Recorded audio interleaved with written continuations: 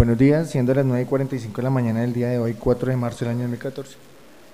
Perdón, 8:45, se inicia la audiencia de lectura de fallo, que resuelve el recurso de apelación interpuesto en contra de la decisión de primera instancia, en contra de los acusados Gustavo Adolfo Guevara, Javier Cadena Zapata, por la conducta punible de extorsión y otros. Preside el Tribunal Superior de Ibagué, Distrito Judicial, Sala de Decisión Penal, honorable magistrada, la doctora María Mercedes Mejía Botero. De pie, por favor.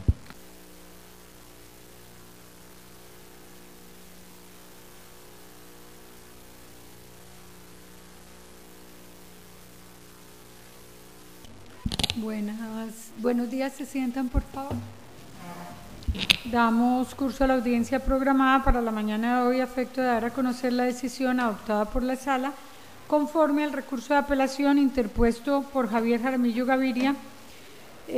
procesado contra la sentencia del 28 de septiembre de 2012, mediante la cual el Juzgado Primero Penal del Circuito Especializado de esta ciudad lo condenó como responsable de las conductas punibles de fabricación, porte o tenencia de armas de fuego, accesorios, partes o municiones agravado y extorsión agravada, tentada. Para efectos del registro se identifican por favor las partes e intervinientes aquí presentes, por la Fiscalía. ¿Quién se encuentra? Por la Fiscalía, honorable magistrado, no asistió la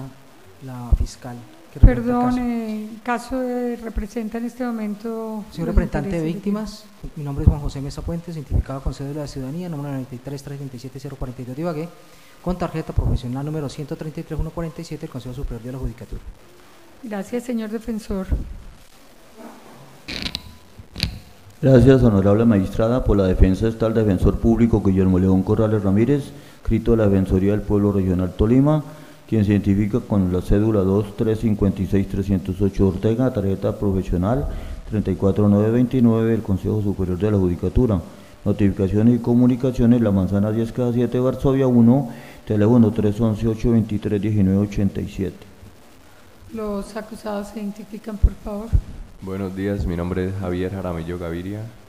mi número de cédula es 18-187-360. Buenos días, mi nombre es Gustavo Adolfo Guevara Zapata, con el número de cédula 1-123-204-24. Muchas gracias. En gracia de hacer más breve la audiencia, le consulto al representante de víctima y al señor defensor si consideran que podamos leer directamente las consideraciones de la Sala. El representante de víctimas. Sin objeción alguna, señora juez. Señor defensor. La defensa está de acuerdo, señora juez. Procedemos entonces a dar a conocer las consideraciones de la Sala. En el presente caso, contrario a lo expresado por el impugnante, se encuentra con suficiente material de prueba para concluir que el medio usado por los procesados para doblegar la voluntad de la víctima y obtener el pago de la deuda a cargo del denunciante fue el uso de las armas, acompañado de la amenaza de causarle daño, incluso la muerte. Veamos. En efecto, desde el momento en que Diego Cubillos Arango comunicó a las autoridades los hechos de los que estaba siendo víctima, indicó que el 19 de agosto de 2011 en el municipio de Ataco fue abordado por 3 sujetos que, prevalidos de armas, le exigieron cancelar a las deudas que había contraído en el municipio de Puerto Asís, le exhibieron fotocopia de varios títulos valores firmados por él y le indicaron, abro comillas, que de ahí se iban con plata o que lo mataban o lo tiraban al río, que ellos tenían permiso para estar ahí y que si lo llevaban ni la policía ni nadie los iba a parar en el camino porque ya tenían todo cuadrado, cierro comillas. Puede consultarse el informe ejecutivo PFJ del 26 de agosto de 2011, visible a folio 4 de la carpeta de evidencias. Corresponde a la evidencia número 1, que fue incorporada al juicio oral por el investigador del Grupo Gaula, Leonardo León Palomino. La anterior expresión fue sostenida o reiterada por la víctima al rendir testimonio en el juicio oral, donde aseguró que el 19 de agosto de 2011, cuando se desempeñaba como comisario de familia y coordinador de la Casa de Justicia de Ataco y se dirigía a su oficina, vio al lado de una vitara blanca a 3 hombres, uno de los cuales le preguntó si él era Diego Felipe Cubillos Arango y si los podía atender, a lo que respondió que sí. Indica que ingresaron a su oficina, que uno de ellos se sentó en una silla mientras los otros 2 permanecieron de pie, que uno de ellos le pasó un sobre de Manila y le dijo, abro comillas, dos puntos, abro comillas. Es para aclarar este asunto y para que arreglemos este asunto. Yo abrí el sobre de Manila. En el sobre de Manila había copias simples de unos títulos valores, había copias simples de unos recibos de supergiros en los cuales se habían enviado unos giros. Cuando los vi reconocí automáticamente mi firma, quedé bastante nervioso, les dije que quiénes eran ellos. Cuando yo les hice esa pregunta, los tres automáticamente se fundaron armas de fuego. Me dijeron que ellos habían sido enviados desde el Putumayo, que yo en el Putumayo había robado y estafado a mucha gente, que ellos me venían a cobrar esa plata, que yo era abogado y que yo esa plata la tenía que tener en algún lado escondido, que ellos ya habían investigado a mi familia, que sabían que mi madre contaba con un automotor y que yo contaba con un carro y que yo toda esa plata la tenía que tener escondida en algún sitio y que lo tenía que tener en algún lado. Yo les dije que yo no tenía toda esa plata, que yo había sido víctima anteriormente de otro delito, que fruto de ese delito mi madre había tenido que vender todos los bienes inmuebles que tenía, que no tenía ningún tipo de dinero, que desconocía por qué me estaban haciendo ese tipo de cobro. La persona con la que estaba dialogando me señaló que él era el duro de Putumayo, que la gente que estaba allá quería mandar pistoleros para matarme, pero que él los tenía detenidos a todos, que él ya había hablado con la policía de Ataco y que si él quería en cualquier momento me llevaba y me botaba al río, me mataba o me secuestraba, pero que me iba a dar la oportunidad para que le hiciera los papeles del apartamento de mi mamá y que le compraba una moto FZ nueva del modelo antiguo para que la tuvieran los muchachos. Cierro comillas. Puede consultarse a partir del minuto 52:22 de la gestión del juicio oral del 29 de mayo de 2012, sesión de la tarde. Con sobrada razón el ACO le otorgó credibilidad a ese relato, pues nótese que la víctima hizo una descripción del sitio, de las personas que lo abordaron y la forma en que lo hicieron, aspectos que en últimas terminaban por ser corroborados por el procesado y impugnante Javier Jaramillo Gaviria, quien ofreció su testimonio en el que adujo que fue contratado en Puerto Asís por los señores Aide Marlene Arevalo Andrade y Segundo Teodoro Díaz Portilla con el fin de cobrarle un dinero a Diego Felipe Cubides Arango, que como soporte de esa deuda le fueron exhibidos por Arevalo Andrade y Díaz Portillo unas letras y unos giros, y que en contraprestación a ese acompañamiento recibiría un porcentaje de lo que lograra recuperar. Indicó que el 19 de agosto de 2011 se desplazó hasta el municipio de Ataco en compañía de quienes lo contrataron y abordaron a Cubillos Arango, quien se había comprometido con Marlene Arevalo a hacerle el traspaso de un apartamento de propiedad de su señora madre. Aseguró que Cubillos Arango se mostró nervioso, que sostuvieron un diálogo por espacio máximo de 10 minutos, que no hubo ninguna amenaza ni presión y que no esgrimieron ningún tipo de armas. Este relato coincide con el de Cubillos Arango en torno a las circunstancias de modo y lugar en que se produjo el encuentro en el municipio de Ataco, por lo que no le queda duda a la sala de que este realmente existió. Ahora bien, como era de esperarse, en lo que hay divergencias es en la existencia de las amenazas y la coacción a través del uso de armas, pues el procesado niega ese hecho. No obstante, no puede darse crédito a esa aseveración de Jaramillo Gaviria. Obsérvese que para infundir certeza a su dicho, la defensa solicitó se escuchara en declaración a quienes lo contrataron para que efectuara el cobro y supuestamente lo acompañaron, es decir, Aide Marlene Arevalo y Segundo Teodoro Díaz, quienes en el juicio oral aseguraron haber viajado hasta el municipio de Ataco junto con Javier Jaramillo Gaviria y Gustavo Adolfo Guevara, pues sentían temor por sus vidas. Respecto de lo ocurrido, la primera aseguró, abro comillas, decidimos viajar los cuatro hasta el municipio de Ataco y hablar con él para que nos haga la entrega y poder quedar yo con mi tranquilidad de las deudas que se estaban debiendo en Puerto Asís. Viajamos al 19 de agosto, estuvimos en Ataco y estuvimos en la oficina donde él en ese momento estaba empleado. En el momento que nosotros llegamos, las personas que nos representaban, que son el señor Gustavo Guevara y don Javier Jaramillo, entramos a la Casa de Justicia y ellos prosiguieron a hablar con el señor Diego.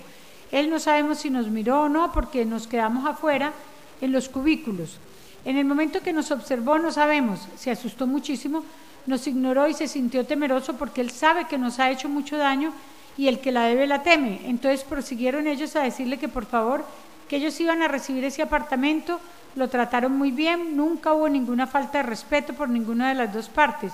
Entonces él nos citó a Ibagué para que recibiéramos el apartamento que él nos había dicho para solventar las obligaciones. Puede consultarse en el registro minuto 25:42 de la sesión de audiencia pública celebrada el 31 de mayo de 2012. Al minuto 27:38, la testigo aseguró que las personas que lo representaban entraron sin armas y no intimidaron a Diego Felipe Cubillos. Por su parte, segundo Teodoro Díaz Portillo declaró, abro comillas, nosotros simplemente dejamos que ellos hablaran allá y nosotros quedamos pendientes de lo que podía pasar muy cerca de ellos, escuchando lo que él les decía, que les iba a entregar un apartamento y que los citaba a una notaría para hacer la escritura de lo que él les iba a entregar. Cierro comillas,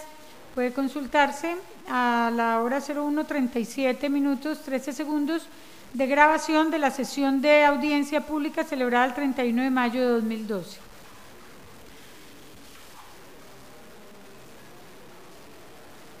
Pese a ello,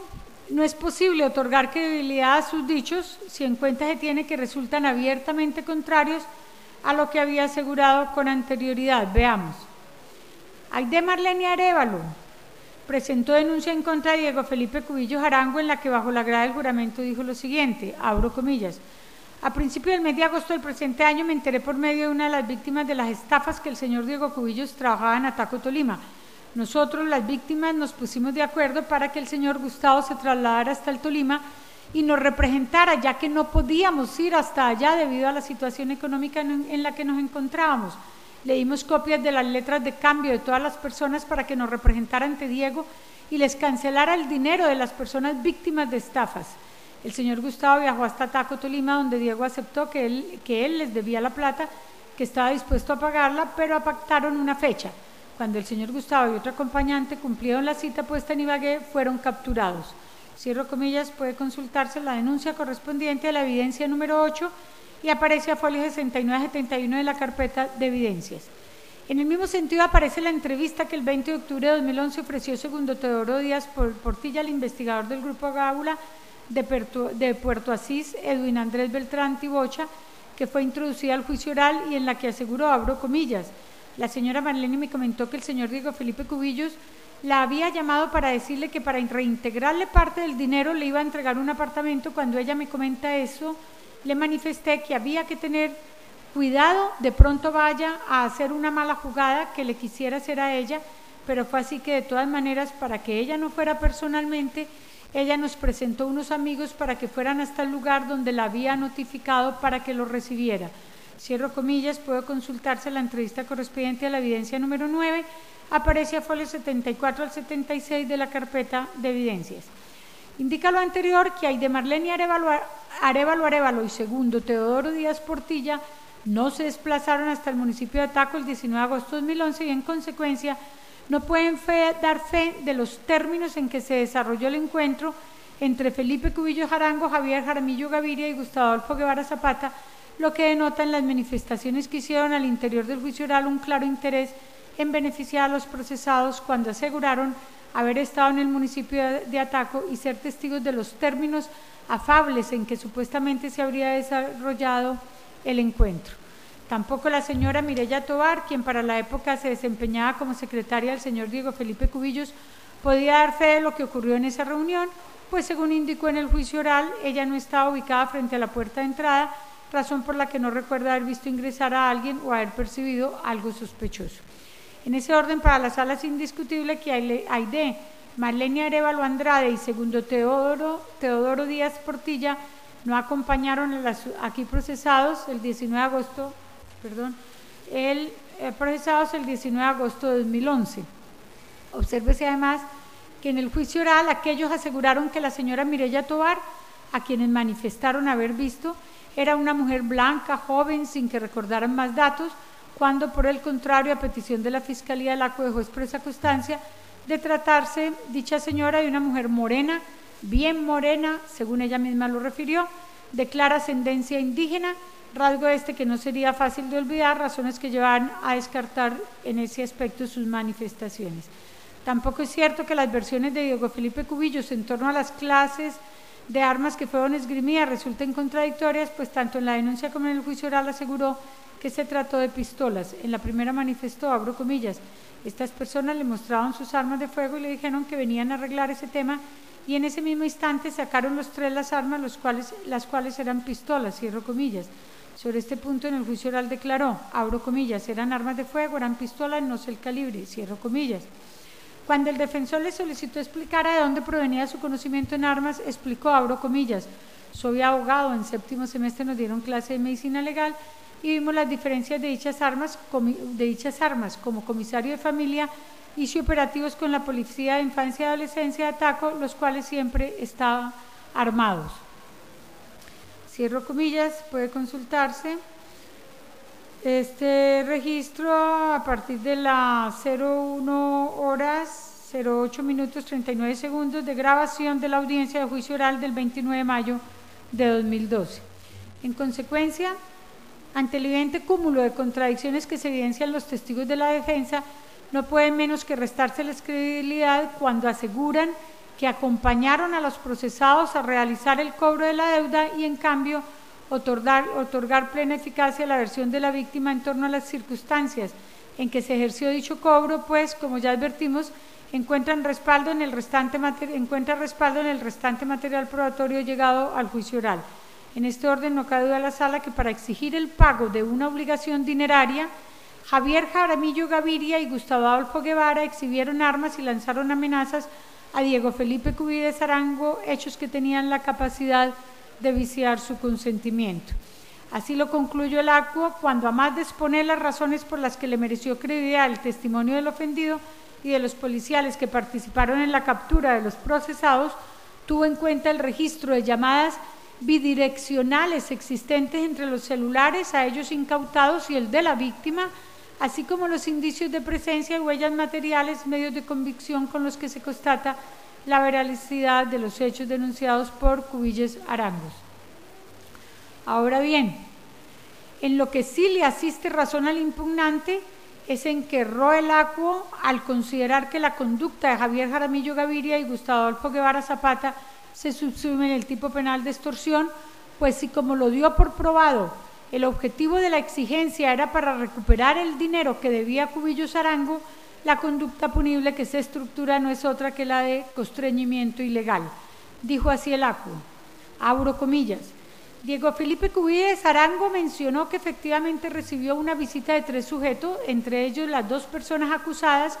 a quienes reconoció en la audiencia en las instalaciones de la Casa de Justicia de Ataco, Tolima, específicamente en su oficina donde fungía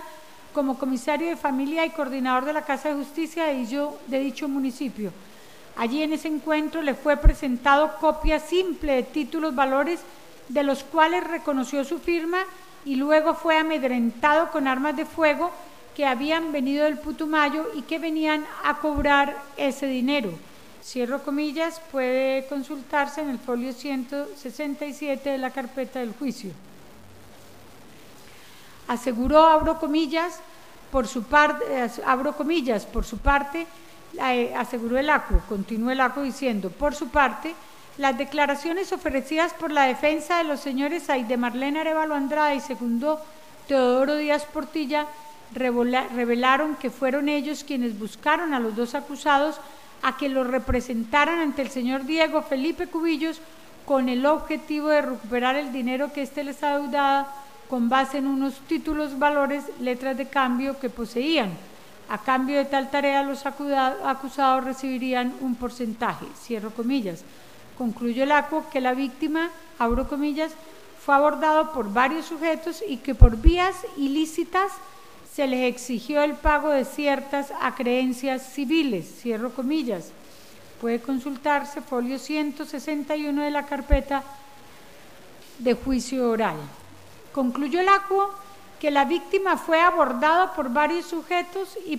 que por vías ilícitas se le exigió el pago de ciertas acreencias civiles, cierro comillas. Puede consultarse folio 161 de la carpeta de juicio oral. Visto lo anterior, queda claro que las amenazas infligidas a Cubillos Arango por parte de los acusados tuvo por finalidad obtener la cancelación de una obligación civil actualmente exigible, respaldada en unos títulos valores que le fueron presentados para su pago. En otras palabras, lo pretendido por los acusados no fue obtener un provecho ilícito, ingrediente subjetivo que diferencia la extorsión del constreñimiento ilegal. Así lo consideró la Corte en un caso semejante al que nos ocupa y en el que la acción ilegal propendía por la cancelación de una creencia. Dijo así la Corte, abro comillas. Luego, si el acusado exigía lo suyo, su conducta se ajusta a la descripción típica del artículo 182 del Estatuto Punitivo bajo la denominación del constreñimiento ilegal, tipo subsidiario que sanciona la acción de constreñir a otro a hacer, tolerar o omitir alguna cosa a condición que la misma no esté especialmente prevista como delito. Incurre en ese hecho punible el acreedor que hace uso de la violencia o las amenazas en lugar de acudir a la jurisdicción civil para obtener el pago de la creencia, porque aun cuando el acto de cobrar sea ilegítimo, el sistema jurídico no lo autoriza para hacer justicia por su propia mano. Puede consultarse al respecto la decisión proferida por la Sala de Casación Penal dentro del radicado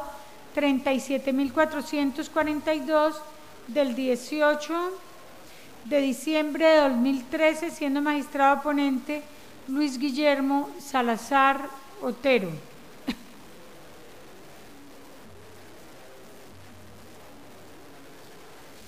La situación que se ventila en el caso que ocupa la atención de la sala guarda indudablemente estrecha similitud con el caso, con el analizado, por la Corte, pues como ya vimos, lo pretendido por los procesados con las amenazas no era cosa distinta al obtener el pago de una deuda contraída por la víctima en la ciudad de Puerto Asís, Putumayo. Así las cosas, modificará la sala la sentencia proferida en contra de Javier Jaramillo Gaviria y Gustavo Adolfo Guevara Zapata para que respondan por la conducta punible de constreñimiento ilegal, modificación que en momento alguno conlleva desconocer sus garantías procesales o el principio de congruencia. Al respecto, en la sentencia de la Corte que acaba de citarse, se asegura, abro comillas, se respeta íntegramente el supuesto fáctico en el escrito y en la audiencia de formulación de la acusación, el cual fue probado en el juicio oral, y la Fiscalía en los alegatos finales pidió la condena del acusado por ese hecho, esto es, la víctima fue constreñida mediante amenazas a pagar lo adeudado, en otras palabras, obligada contra su voluntad a hacer alguna cosa. Luego la imputación fáctica se mantiene inalterable con sujeción a lo previsto en el artículo 446 de la Ley 906 de 2004. Además, la Corte ha reconocido la posibilidad de realizar modificaciones a la adecuación típica, a condición de que ella signifique un favorecimiento de la situación del acusado. Cierro comillas. Basta con citar en ese sentido la sentencia de casación proferida por la Sala de Casación Penal de la Corte Suprema de Justicia, también el 11 de septiembre de 2013, dentro del radicado 421.790. Igual situación se presenta en este caso, de tal manera que no se advierte obstáculo alguno para modificar en ese aspecto el fallo recurrido. Ahora bien, para deducir responsabilidad en contra de Javier Jaramillo Zapata por la conducta punible de porte ilegal de armas, el juez tomó en consideración el hecho probado de aparecerle un antecedente penal por ese delito. Corresponde a la estipulación número 3, que aparece a folio 17 de la carpeta de evidencias. Obsérvese que la sentencia emitida el 27 de abril de 2011 por el juzgado promiscuo del circuito de Puerto Boyacá, dentro del proceso radicado número 1557 26 103 19 82 19.8 2010 raya 81 694 raya 00, demuestra que para el 16 de diciembre de 2010 Javier Jaramillo Gaviria portaba un arma de fuego sin el respectivo permiso para su porte. Sin embargo, de tal circunstancia no puede inferirse que para el 19 de agosto de 2011, cuando ocurrieron los hechos que aquí se le endilgan, tampoco contaba con esa autorización. En reciente jurisprudencia, la Sala de Casación Penal de la Corte Suprema de Justicia sostuvo que es indispensable que se pruebe la inexistencia del salvoconducto, como es obvio entender, para la fecha de ocurrencia de los hechos, atendiendo desde luego el principio de libertad probatoria. Dijo así la Corte,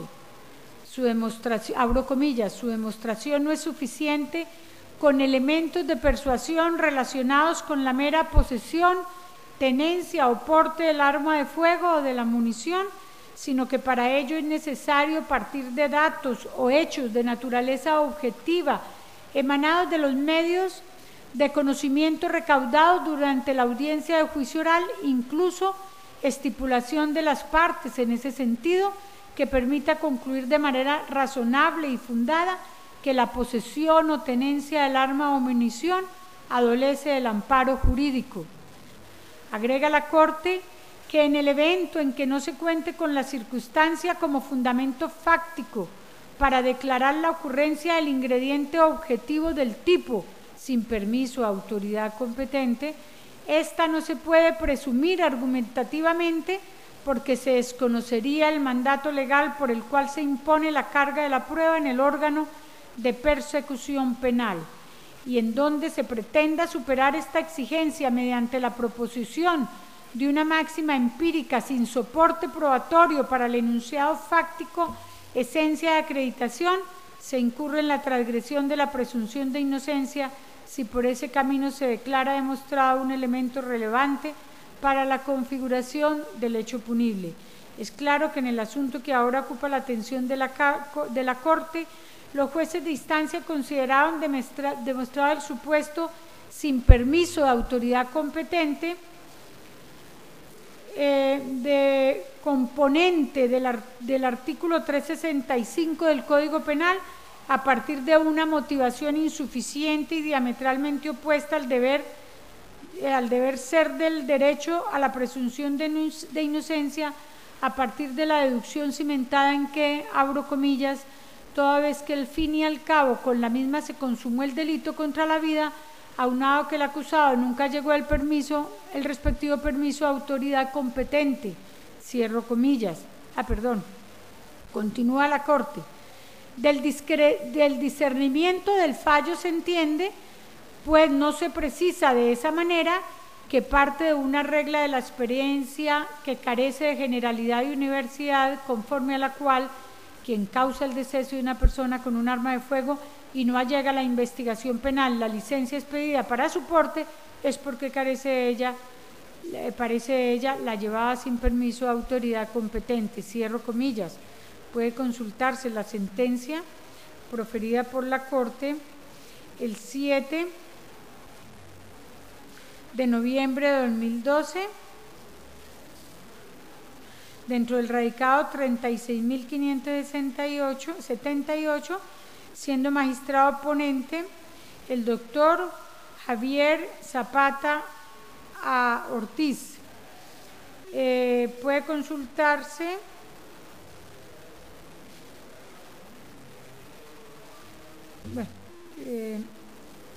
hay otras que aparecen citadas a pie de página en la sentencia, pero creo que basta con que mencionar esta, la que acabamos de mencionar, que recoge las anteriores. En este evento, en el que ocupa nuestra atención, el ACUO dio por acreditada la inexistencia del permiso cuando aseguró, abro comillas, en cuanto al procesado Javier Jaramillo Gaviria, la situación es diferente, pues se aportó como estipulación probatoria número 3, fotocopia de la sentencia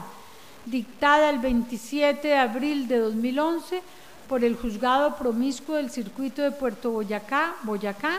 por medio de la cual fue condenado por el delito de fabricación, tráfico y porte de armas de fuego y municiones, hechos ocurridos el 16 de diciembre de 2010 en Puerto Boyacá. Por lo tanto, en virtud del principio de libertad probatoria, Antes esbozado se infiere que esa persona efectivamente porta armas sin permiso de autoridad competente y por ende debería recibir condena por tal delito. Cierro comillas. Esto fue lo que adujo el ACUO para condenar a Jaramillo Gaviria por el delito de porte de armas, de porte ilegal de armas. Es decir, dio por sentado el ACUO que por carecer Jaramillo Gaviria de la autorización para el porte de armas 9 meses antes de los hechos que aquí se investigan, 19 de agosto de 2011, tampoco lo tuviera para esta última fecha, racionalmente carente de lógica, con el que desconoce la presunción de inocencia que cobija a Jaramillo Gaviria, máxime cuando no obra prueba de que se trate del mismo artefacto. Era obligación de la Fiscalía demostrar que para el 19 de agosto de 2011 Javier Jaramillo Gaviria no contaba con el permiso de la autoridad competente para el porte de arma. Como no lo hizo, en virtud del principio de indubio por reo, se revocará la condena por dicho delito para en su lugar absolver respecto de este cargo al procesado. Consecuente con todo lo anterior, procederá la sala a dosificar la pena e imponer a Javier Jaramillo Gaviria y a Gustavo Adolfo Guevara Zapata. Hago la salvedad que debe hacerse extensiva en la modificación, no obstante no haber sido impugnante. Como coautores del delito de constreñimiento ilegal que describe y sanciona el artículo 182 del Código Penal con pena de prisión de 16 a 36 meses. Para dicho efecto, respetando el criterio del ACUO, la sala fijará la pena en la máxima del primer cuarto, es decir, en 21 meses. Por el mismo término tendrá lugar la pena accesoria de inhabilitación para el ejercicio de derechos y funciones públicas. De otra parte, se tiene que Javier Jaramillo Gaviria y Gustavo Adolfo Guevara Zapata han permanecido privados de su libertad desde el 26 de agosto de 2011, cuando fueron capturados, lo que indica que a la fecha impuesta la pena impuesta ya fue cumplida, por lo cual se ordenará su libertad inmediata e incondicional. Por lo expuesto, el Tribunal Superior del Distrito Judicial de Ibagué, en sala de decisión penal, administrando justicia en nombre de la República y por autoridad de la ley, resuelve primero, revocar la condena impuesta a Javier Jaramillo Gaviria respecto de la conducta punible de fabricación, porte o tenencia de armas de fuego, accesorios, partes o municiones, agravado para en su lugar absolverlo de dicho cargo. Segundo, condenar a Javier Jaramillo Gaviria y a Gustavo Adolfo Guevara Zapata a 21 meses de prisión como coautores de la conducta punible de constreñimiento ilegal. Por el mismo término tendrá lugar la pena accesoria de inhabilitación para el ejercicio de derechos y funciones públicas. Tercero, conceder a Javier Jaramillo Gaviria y a Gustavo Adolfo Guevara Zapata la libertad inmediata por pena cumplida. Líbrense las correspondientes boletas de libertad. Contra este fallo procede el recurso extraordinario de casación. En firme se volverá el expediente al juzgado de origen para los fines pertinentes. Los magistrados María Mercedes Mejía Botero, Alirio Sedano Roldán y María Cristina Yepes Abibi. Dejo constancia que esta decisión fue discutida y aprobada por la sala el día 27 del mes de febrero del año en curso, según acta número 116 de la misma fecha. Muchas gracias, damos por concluida la audiencia. Dejo aquí en manos del colaborador las boletas de libertad. Las boletas de libertad para que se haga el trámite respectivo ante la penitenciaría del COIBA de esta ciudad. Muchas gracias, damos por concluida la audiencia.